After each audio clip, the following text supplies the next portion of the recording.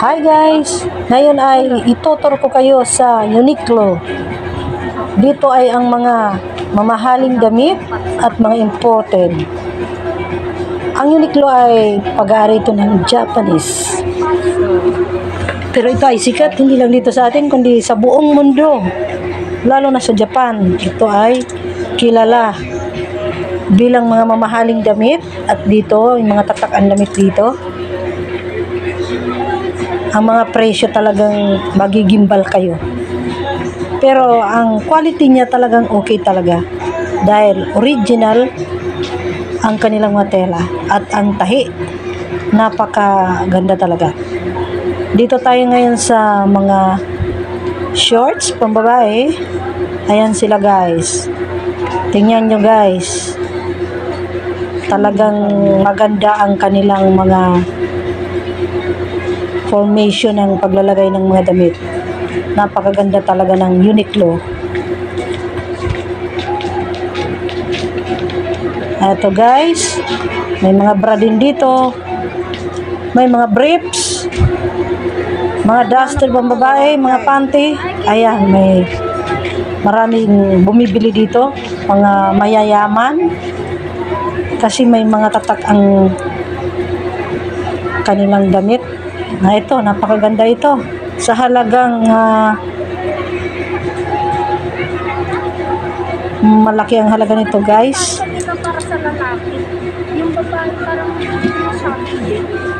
Ayan, ang halaga niya nasa 1,200. Yung duster lang na yan.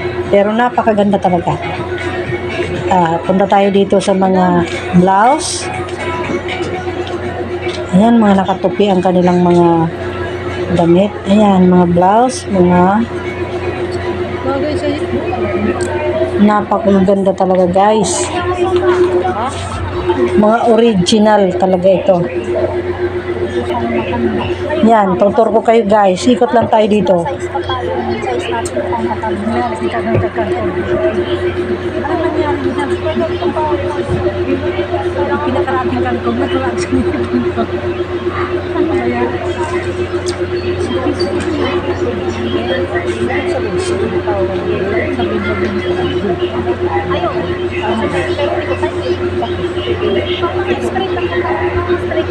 Parang hindi maganda yung katawan, hindi siya makikita.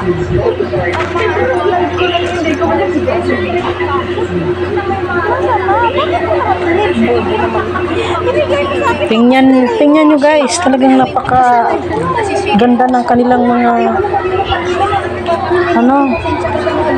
paglalagay ng mga damit. Talagang may mga lalagyan sila ng mga ayos. Kahanga-hanga talaga ang Uniqlo. Kaya halina guys, bili na kayo dito, bisita na kayo dito.